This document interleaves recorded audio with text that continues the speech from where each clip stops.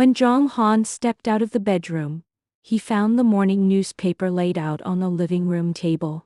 He had only just returned to China and was temporarily staying at the apartment of his senior brother, Kuang Yu.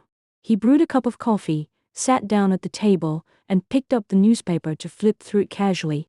The Feng Ho case was still making headlines. Not long ago, he had been accidentally drawn into a poisoning case. The crime had taken place at the residence of 4th Master Yi of Baohua, with two popular film actresses and a well-known young socialite from Zhongcheng present at the scene. The case had sparked enormous interest among tabloid reporters and the people of Zhongcheng.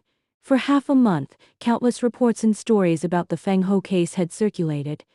Zhang Han had thought the matter had nothing more to do with him. Yet for some reason, after the story spread, everyone seemed convinced that he had solved the case.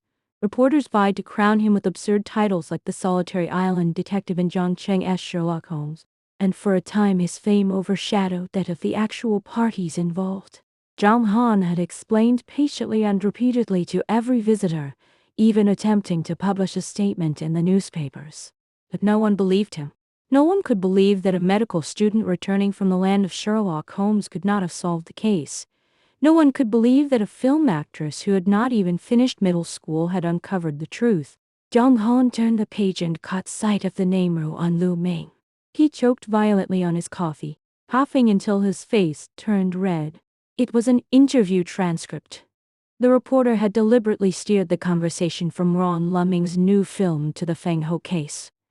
Ruan Lu Ming had not shied away from the topic, but had positioned herself as an innocent bystander who happened to be present, repeatedly emphasizing how terrified and helpless she had been while trapped, and how brilliant, formidable, and heroic the gentleman detective Zhang had been. Her acting was nothing short of superb.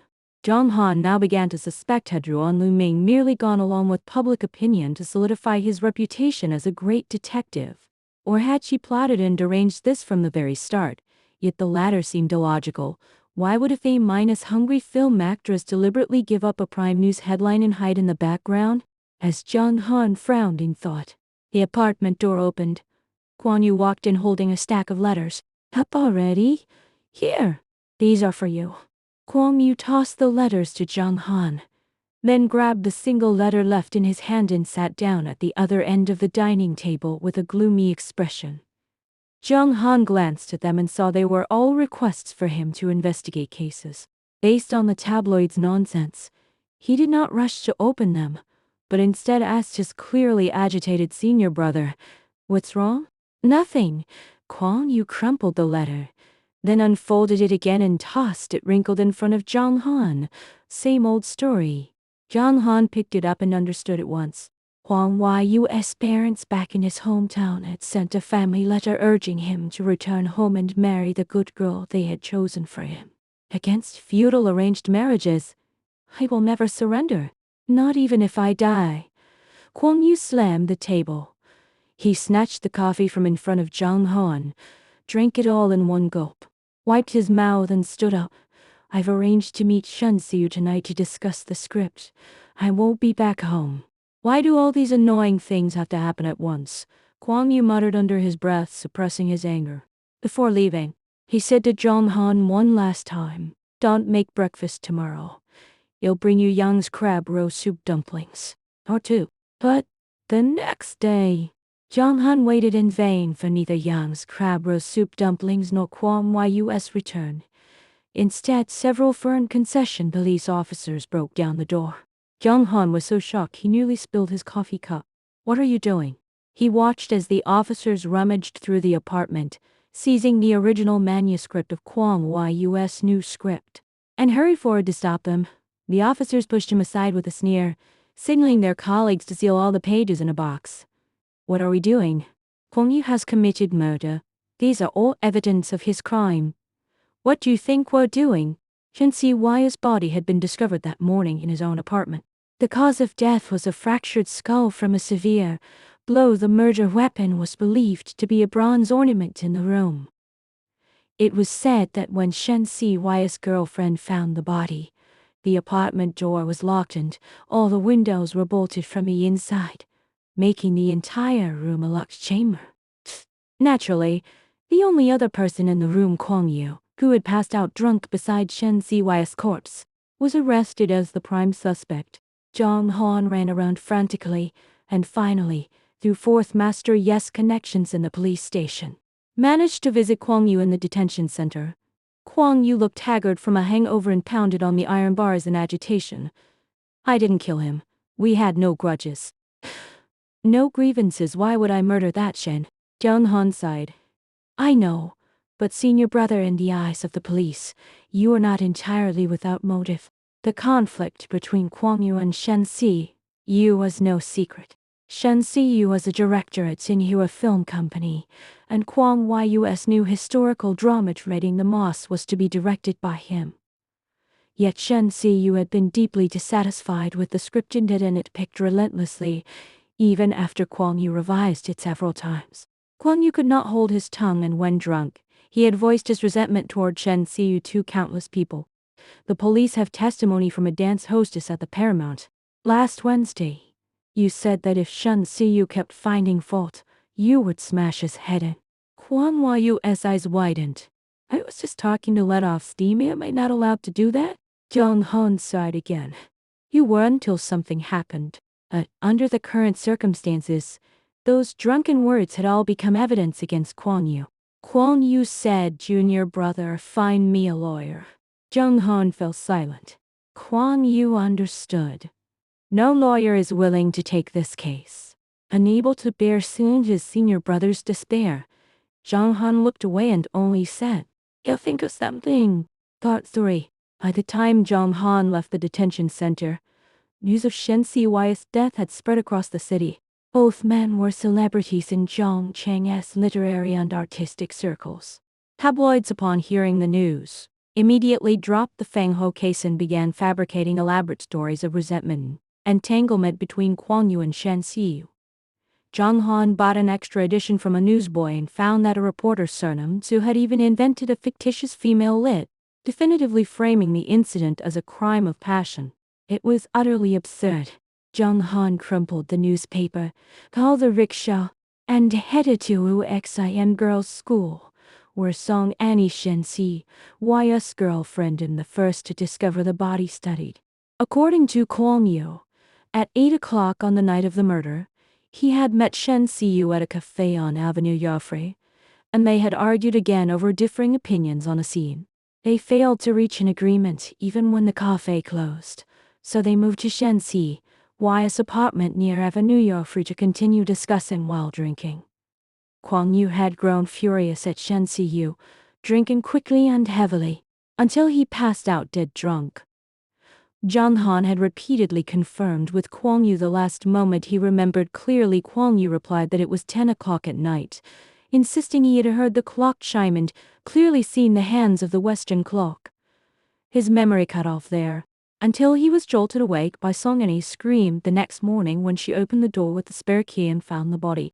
UXIN girls' school was located on 3rd Road.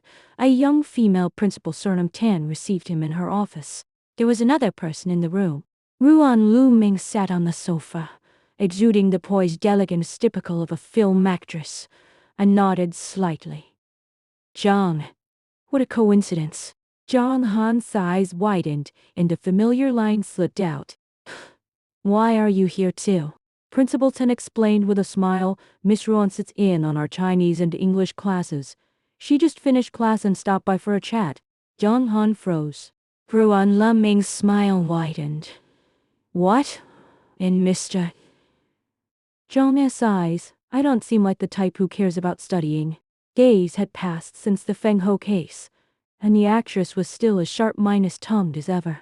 Zhang Han looked away, stated his purpose to Principal Tan, and asked her to take him to see Song Annie. Principal Tan was first shocked to hear her student was involved in a murder case, then smiled bitterly and said Song Annie had not come to school for 2 days. She had quarreled with her father and was under house arrest. Zhang Han asked if Principal Tan could help contact the Song residents. Principal Tan shook her head helplessly. The Song family held a high status in Zhongcheng, and as a mere girls' school principal, she had no way to reach them. Just as they were at a loss, Ruan Lu Ming suddenly let out a soft, amused hum. Oh? Director Shen is dead? He even brought the script for treating the moss to me and asked me to play the lead. So HES dead, Mr. Kwong is the suspect? Zhang Han said gravely. He is not. Ruan Lu Ming raised an eyebrow. From what I heard just now, the room was a locked chamber, and the only person inside besides the dead Shen Siyu was Mr. Kwong. With no proof, how can you be so sure, Mr. Kwong is innocent? I trust my senior brother. Besides, time will prove everything. Mr. Zhang, your trust and intuition are not very reliable, Ruan Lu Ming said meaningfully. Zhang Han realized she was mocking him for wrongly accusing her in the Feng Ho case based on intuition, and flushed red with embarrassment. Ruan Lu Ming was amused by his flustered, red-face state, her expression growing more cheerful. If time will prove everything, then you can just wait for Mr. Kwong's injustice to be cleared naturally. Why rush to investigate the case? Zhang Han thought of the rampant tabloids and frowned tightly. Every day we delay, my senior brother's reputation is further tarnished. Words are fearsome. Words are fearsome, for ordinary words, yet somehow they cracked the flawless actress mask that Ruan Lu Ming wore. She whispered the phrase several times, then suddenly burst into loud laughter, as if she had heard the funniest joke in the world.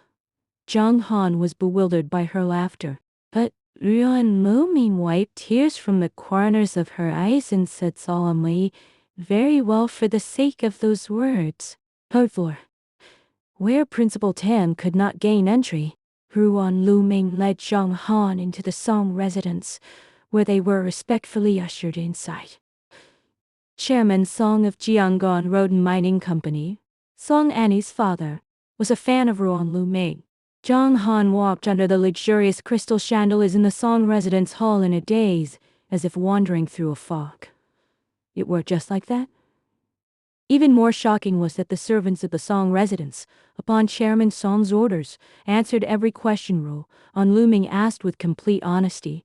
In the short walk from the hall to the second-floor terrace, they learned why Song Annie was under house arrest on the night of the murder. Chairman Song had hosted a banquet at his residence, entertaining Director Zhang and his family from the shipyard in Wangcheng in the south. The Song and Zhang families were business partners and intended to strengthen their alliance through marriage. The banquet was meant to let Song Annie and young Master Zhang get acquainted. Song Annie had been kept in the dark at first, but toward the end of the banquet, she returned to her room to take a phone call. And when she came back to the banquet hall, she overheard her father and the Zhangs discussing the bright future of their union after marriage. Only then did she learn the truth. Song Annie did not erupt immediately after the banquet. She even accompanied young Master Zhang to the Paramount Ballroom, returning to the Song residence only at dawn in the Zhang family's chauffeur-driven car. Zhang Han asked, "About what time did Miss Song receive that phone call?" The servant replied, "Around 10:30 in the evening." Zhang Han thought. The servant went on. Song Annie had chatted amicably with young Master Zhang at the ballroom, and both the Song and Zhang families thought she had obediently accepted the arranged marriage. No one expected that in the dead silence of early morning, she would quietly pack her bags, run away from home, and elope with Shen Siyu. Had Shen Siyu not died unexpectedly and Song Annie not been taken to the police station as the first discoverer, the young couple might have already fled Zhongcheng. Their affair was thus exposed to Chairman Song. Song Annie had been extremely resolute, clinging tightly to Shen Siyu's body and declaring loudly to her father in front of the police that she would never accept a feudal arranged marriage. Even if her lover was dead, her heart still belonged to him. The idea of his only daughter having a secret romance with a poor, inland director left Chairman Song humiliated. He tied Song Annie up and brought her home. Further investigation revealed that the poor director even had a wife back in his hometown. Enraged Chairman Song placed Song Annie under strict house arrest. Inland? Before the servant could answer, Ruan Lu Ming, who had been listening silently, laughed first. "Mr. Zhang, can't you tell? Shen Siyu Director Shen is from Yuchang." Song Annie was waiting for them on the terrace, contrary to Zhang Han's imagination. Song Annie was dressed very simply in a plain cotton dress with a bob haircut. She looked more like a progressive working woman than a westernized wealthy heiress. At first sight, Jong Han immediately recalled Principal Tan's words. Song Annie dreamed of becoming a nurse and interned at a hospital in her spare time. Song Annie's face was pale, her eyes slightly swollen. He was the very picture of a young girl grieving the loss of her beloved. I knew he had a family inland, Song Annie said, but I didn't care. Jong Han had thought Song Annie had been deceived by Shen Siyu, never expecting that Shen Siyu had voluntarily admitted he was married when he pursued her. Shen Siyu's wife was an illiterate, vulgar woman who had never left a small inland town. Worse still, she was cruel and greedy after marriage. She had brought her parents and siblings into the Shen household, placing a heavy financial burden on Shen Siyu. Shen Siyu's marriage had been arranged by his parents, and he had suffered miserably in it. Yet having received a traditional education, he could find no way out. Then one day, he met a young journalist from Zhongcheng, learned progressive ideas from him, and discovered that there was such a thing as free love and that feudal marriage could be resisted. Shen Siyu resolutely broke ties with his old family and came to Zhongcheng with his journalist friend. We love the same poems, the same music, the same films. We both resist feudal parents and arranged marriages, and we both pursue free love. We are truly kindred spirits, Song Annie said firmly. Marrying that woman was not his wish. They had nothing in common. He was a victim too. It was a huge mistake. Jong Han was left speechless. Do you love him? Ruan Lu Ming asked suddenly. Song Annie pressed her lips together. Yes, I love him. The atmosphere grew heavy. Ruan Luming shifted her gaze to the young girl's bedroom. Separated from the terrace by a window, a half-finished rabbit cloth doll lay in a rattan basket by the bed. Miss Song has a childlike heart, Ruan Luming praised. What lovely handiwork. Part 5. After leaving the Song residence, Ruan Luming suggested going to the crime scene to take a look. When the body was found, the police had arrested Kwang Yuan, not conducted a thorough investigation of the scene. The living room of Shen Siyu's apartment had remained untouched for days, and the large blood stain on the carpet had fermented into an indescribably murky stench. Upon entering, Jong Han frowned at the smell. Ruan Luming, however, seemed not to notice at all. She took off her leather shoes at the door, stepped inside barefoot, and examined everything carefully with a silk handkerchief protecting her hands. No fingerprints. The murderer was extremely careful. The lock was not damaged, nor are there any new scratches or tape marks on it. The windows use latch locks, which might be easier to tamper with, but the apartment is on the third floor, facing a main road with an all-night bar.